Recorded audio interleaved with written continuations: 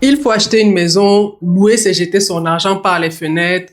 Tu as déjà entendu ça combien de fois depuis que tu arrives au Canada? Ton ami te le dit, ta famille te le dit, ton collègue de travail te le dit, même ton voisin te le dit. Et toi, tu te sens coupable. Tu te dis, je dois absolument acheter une maison. C'est comme ça qu'on réussit au Canada. Et si je te disais que ça, c'est un mythe, c'est un gros mythe ici au Canada. Beaucoup d'immigrants pensent que louer, c'est jeter son argent et que l'investissement le plus intelligent, c'est d'acheter une maison. Dans cette vidéo, je vais te démanteler les 7 mythes les plus dangereux sur l'immobilier au Canada. Je vais te montrer des chiffres réels et surtout, je vais te donner un cadre de décision pour savoir si tu dois acheter ou louer ta maison selon ta situation spécifique. Je suis Priscille, je suis ta conseillère en sécurité financière au Canada et mon rôle à tes côtés, c'est de te rendre fier de tes finances. Reste jusqu'à la fin de cette vidéo parce que je vais te montrer un calcul qui va complètement changer ta façon de penser l'immobilier. Un immigrant qui loue et investit intelligemment peut avoir 200 000 $ de plus qu'un immigrant qui achète sa maison dans certaines situations.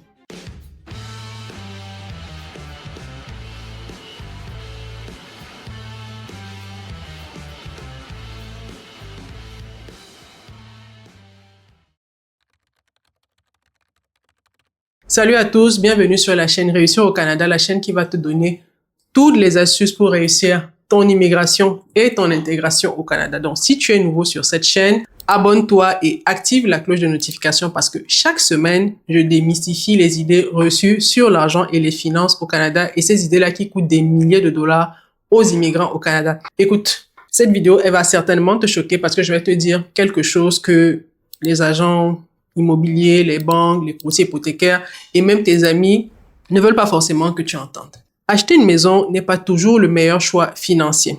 Si tu penses à t'acheter une maison ou si tu te demandes si tu devrais, cette vidéo est vraiment pour toi. Rentrons dans le vif du sujet. Laisse-moi te raconter l'histoire de deux personnes, Amadou et Kofi. Amadou et Kofi arrivent au Canada la même année.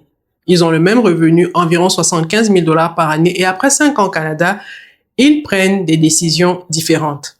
Amadou achète sa maison, une maison à Montréal à 500 000 $ et il met en mise de fonds 100 000 $, dont 20%, et il prend une hypothèque de 400 000 $ sur 25 ans à 5% d'intérêt. Maintenant, en paiement hypothécaire, il a 2 330 $ par mois, les taxes municipales de 400 $ par mois, une assurance habitation de 120 $ par mois, les frais d'entretien qui sont de 400 $ par mois, le service public 300 $ par mois. Au total, c'est 3 550 $ par mois qu'Amadou va dépenser. Kofi, quant à lui, continue à louer. Il loue un appartement pour 1 800 $ par mois et investit la différence qui est de 1 750 $ dans son CELI et son REER.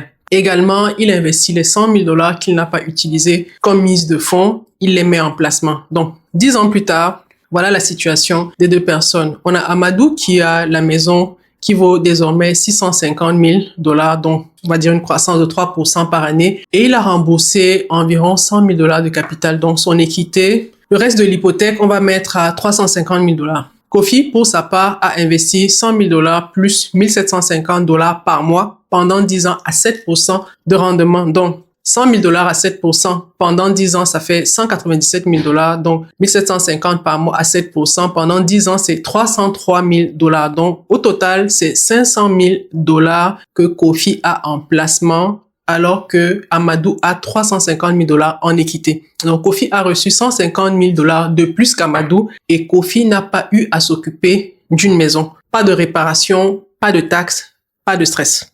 Qui a fait le meilleur choix? C'est pas facile à répondre parce que ça dépend. Et c'est exactement ce qu'on va analyser ensemble. Maintenant, je vais démanteler les mythes les plus dangereux sur l'immobilier au Canada. Alors, le premier mythe, c'est louer, c'est jeter son argent par les fenêtres. Pour moi, c'est vraiment le mythe le plus répandu et le plus faux. Quand tu loues, tu payes pour un service. Tu payes pour avoir un toit au-dessus de ta tête.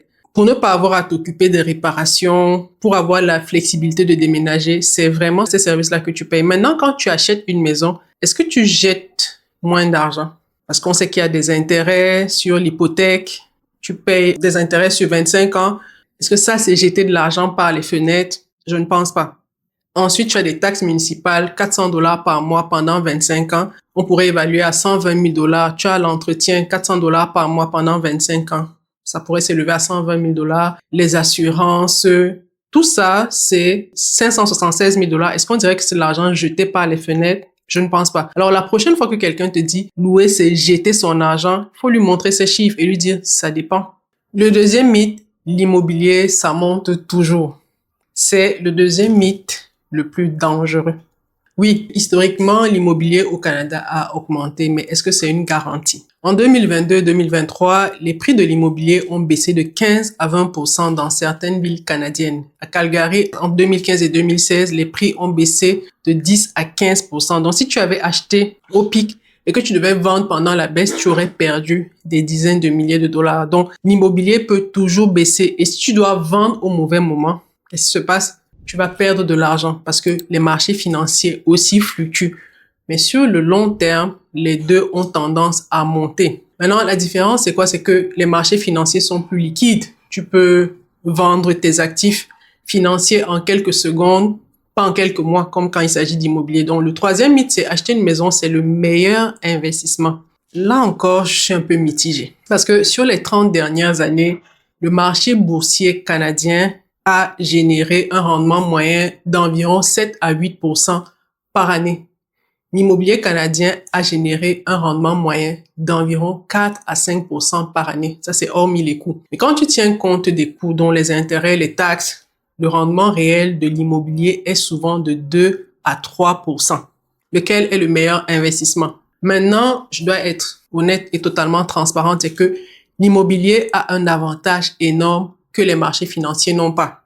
Le premier, c'est le gain en capital sur ta résidence principale et celui-là, il est libre d'impôt.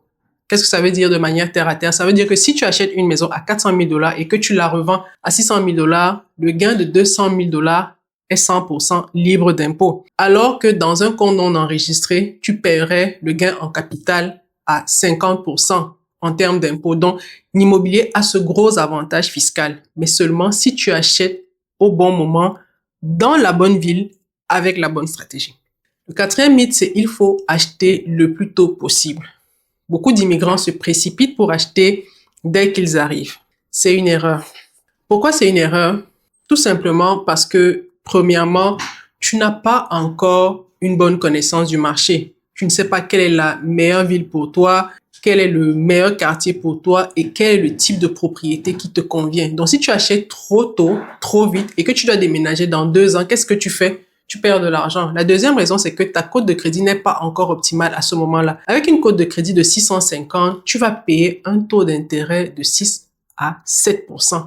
Or, avec une cote de 750 points, tu peux obtenir 4 à 5%. Donc, pour une hypothèque sur 25 ans, on ressent la différence entre payer des intérêts de 7% et payer des intérêts à 5%. Il y a une énorme différence. Donc, il faut vraiment attendre d'avoir une bonne cote de crédit avant d'aller acheter sa première maison. La troisième raison, c'est que tu n'as pas encore la stabilité de l'emploi. Si tu perds ton emploi après avoir acheté ta maison, tu peux perdre ta maison et ça, c'est très grave au Canada. Le cinquième mythe, c'est la maison, c'est pour la famille. Ça, je comprends.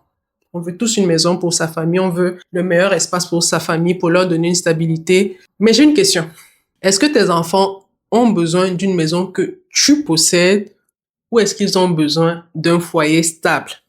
Un appartement loué peut être un foyer stable. Et si tu investis intelligemment pendant que tu loues, dans 10 ans, tu auras assez d'argent pour acheter une maison cash si tu le veux. Ou alors pour payer des études prestigieuses à tes enfants ou leur léguer un héritage. Ça dépend de chacun, ça dépend des objectifs de chacun, ça dépend de la vision de chacun. La vraie stabilité pour une famille, ce n'est pas nécessairement une maison, c'est très souvent d'avoir de la richesse, d'être riche. Le sixième mythe, c'est l'immobilier locatif, c'est passif. Beaucoup d'immigrants pensent que l'immobilier locatif, c'est de l'argent facile. Attention, il n'y a rien de plus faux. Quand vous avez un bien immobilier locatif, vous devez trouver des locataires. Vous devez gérer les réparations. Vous devez gérer les conflits avec les locataires. Vous devez payer des taxes et vous devez tenir une comptabilité. Ça, c'est presque un deuxième emploi.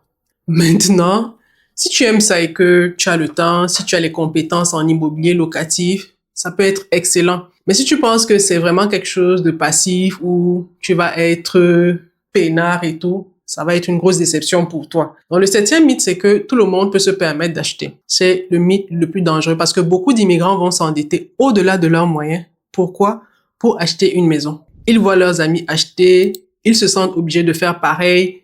Alors, ils vont acheter une maison à 600 000 $ avec un revenu de 60 000 $ et leur paiement hypothécaire représente 50% de leurs revenus. Ça, c'est être asphyxié financièrement. Ils ne peuvent plus investir. Il n'y a même plus de marge de manœuvre. Ils ne peuvent plus épargner. Ils vivent vraiment paycheck to paycheck, de paye en paye. Et ça, c'est pas de la richesse, c'est de l'esclavage financier. Parce qu'on ne veut pas rater un paiement hypothécaire. Ça, c'est très dangereux, je vous le dis. Si vous ne le saviez pas, acheter une maison, avoir un engagement en termes d'hypothèque, c'est très lourd de conséquences ici au Canada. Donc, faites très attention avant de prendre la décision d'acheter une maison. Prenez vraiment très au sérieux ce que je vous dis dans cette vidéo parce que c'est très souvent lourd de conséquences et c'est des discours qu'on n'entend pas très souvent et ou qu'on vient entendre quand on a déjà fait le pas. Donc, si vous connaissez une personne qui vient d'arriver au Canada et qui envisage d'acheter une maison, envoyez-lui cette vidéo. Ça se pourrait que elle révise, pas nécessairement annuler. Moi, l'objectif, c'est pas que les gens annulent leur projet d'achat immobilier, c'est vraiment qu'ils soient conscients de toutes les conséquences qu'il y a derrière l'achat d'une maison. L'achat d'une maison, c'est une bonne chose, mais quand c'est un projet bien pensé, c'est encore mieux. Donc, louer ou acheter, ça va vraiment dépendre du profil de chacun, ça va vraiment dépendre de la situation spécifique de chacune des personnes. C'est vrai, je vous l'ai dit, acheter sa résidence principale, ça vient avec un gros avantage fiscal qui est le fait qu'au moment de revendre, la plus-value est libre d'impôt. Mais est-ce que c'est le seul élément à considérer? Avant de prendre un engagement aussi lourd financièrement, c'est à vous de voir. C'est à vous de voir si c'est un élément qui ferait du sens pour que vous vous engagez à faire cette dépense-là, à vous de voir, sachant que quand vous allez opter plutôt pour faire des investissements en étant sur des comptes non enregistrés, la plus-value en capital là-bas est imposée pour 50%. Donc, c'est une décision qui vous revient à la fin de la journée. Mon travail, c'est juste de vous montrer des éléments auxquels vous ne pourriez pas avoir pensé avant de vous lancer. Donc, faites vraiment très attention avant de prendre votre décision. Mûrissez vraiment bien votre projet. Ça, c'est très important. Mûrir son projet avant de prendre sa décision. Parce que l'un ou l'autre vient avec ses avantages ou ses inconvénients. Donc, la comparaison qu'on pourrait faire ici, ça va vraiment tenir compte de là où vous allez investir, CELI, REER, compte non enregistré, le taux de croissance de l'immobilier dans votre ville, votre taux d'imposition et votre situation personnelle. C'est les éléments dont vous devez tenir compte avant de prendre la décision. Maintenant, je vais vous donner le cadre de décision pour savoir si tu dois acheter ou louer. Parce que ça va dépendre de ta situation. Alors, achète si tu as une mise de fonds d'au moins 20%. Ça, c'est très important. Ton paiement hypothécaire représente moins de 30% de ton revenu brut. Là, tu peux te lancer. Tu peux encore investir 10 à 15% de ton revenu après avoir payé tous les coûts de la maison. Si tu rentres vraiment dans ce profil-là, c'est une bonne chose pour toi. Tu prévois aussi de rester dans la même ville pendant au moins 7 à 10 ans. Et tu achètes dans une ville avec un bon potentiel de croissance. Il faut regarder le potentiel de croissance de la ville où tu veux acheter. Tu as également une bonne cote de crédit de 720 en montant. Tu as un fonds d'urgence de 6 mois et même plus, en plus de ta mise de fonds. C'est pas ton fonds d'urgence que tu vas utiliser comme mise de fonds, non. Ta mise de fonds, tu l'as et à côté de ça, tu as un fonds d'urgence. Maintenant, il faut louer et investir si tu n'as pas encore 20% de mise de fonds. C'est pas encore pour toi la maison. Ton paiement hypothécaire représenterait plus de 30% de ton revenu. La maison, c'est pas encore pour toi. Laisse le projet mûrir, tu pourras le faire. Et tu ne pourrais plus investir après avoir acheté. Laisse d'abord le projet de la maison. Tu n'es pas sûr de rester dans la même ville. Laisse d'abord le projet de maison. Tu viens d'arriver au Canada et tu ne connais pas encore le marché. Je te dirais, mets d'abord pause sur le projet d'achat de la maison. Ta cote de crédit est inférieure à 700, mets pause sur le projet de la maison. Tu n'as pas encore de fonds d'urgence solide, mets pause sur le projet de la maison. Maintenant, la question c'est, tu es dans quelle catégorie?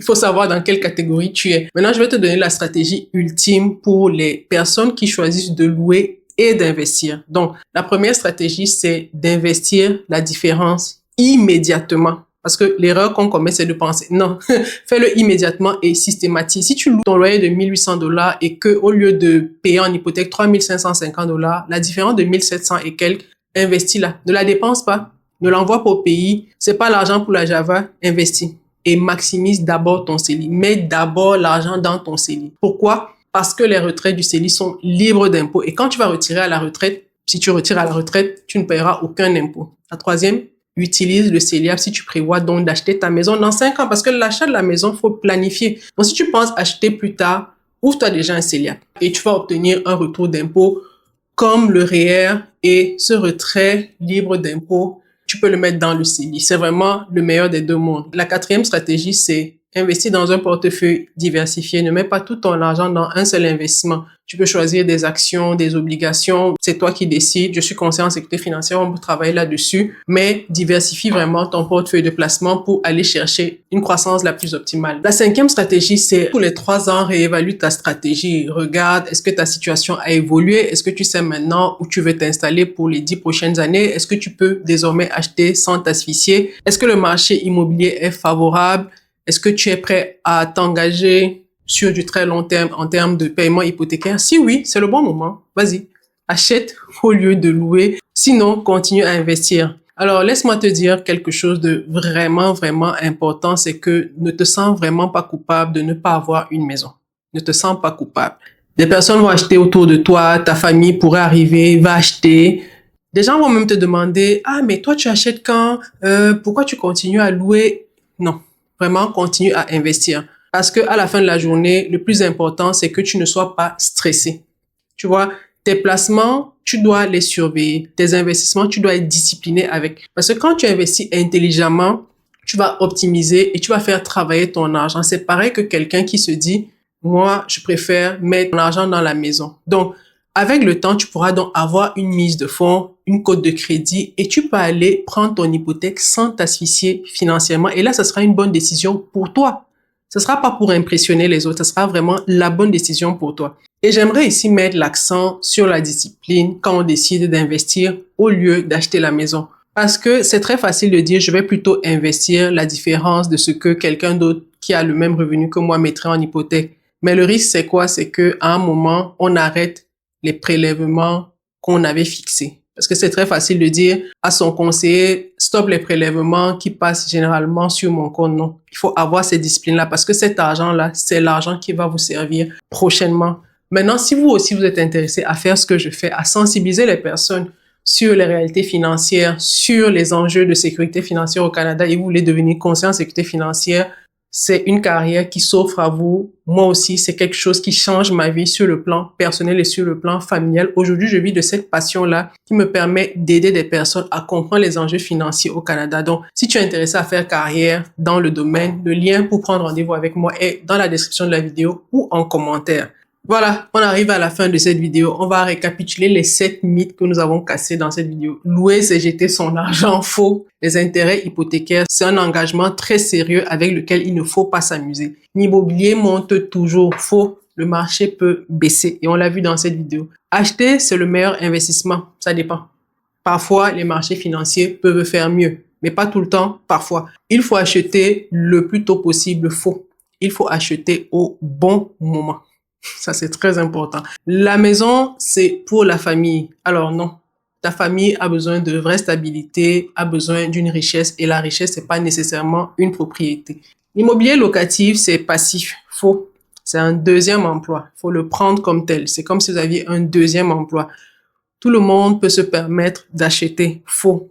Acheter sans les moyens, c'est de l'esclavage financier, c'est du stress et le stress est très mauvais pour votre santé. Maintenant, la question c'est, qu'est-ce que tu vas faire avec toute cette information que je viens de te partager? Je suis Priscille, je suis ta conseillère en sécurité financière au Canada et mon rôle, c'est vraiment de te rendre fier de tes finances au Canada. Donc, si tu veux qu'on analyse ensemble ta situation et qu'on voit si tu es dans l'option plus option achat ou plutôt option location, je t'invite à prendre rendez-vous avec moi. Le lien est dans la description. C'est une consultation gratuite, sans engagement, avec une analyse complète qui te permet de prendre des décisions éclairées. Donc, si cette vidéo t'a ouvert les yeux, n'hésite pas à me laisser un pouce bleu, à t'abonner, à la partager avec une personne qui pense acheter une maison et surtout, dis-moi dans les commentaires, tu es plus de la team acheter ou plutôt de la team louer et investir et pourquoi? Parce que j'ai hâte de te lire là-dessus. Avant de partir, je t'invite à regarder la prochaine vidéo, acheter une maison au Canada ou pas. Parce que maintenant que tu connais les mythes, il faut qu'on parle de vrais critères pour décider si tu dois finalement acheter. Oui, ça aussi, c'est une autre question très sérieuse. Donc, ne rate pas cette vidéo, va la regarder maintenant et elle va compléter parfaitement tout ce qu'on vient de voir ensemble. Alors, je te dis à très bientôt. Prends bien soin de toi et de tes finances. Bye bye.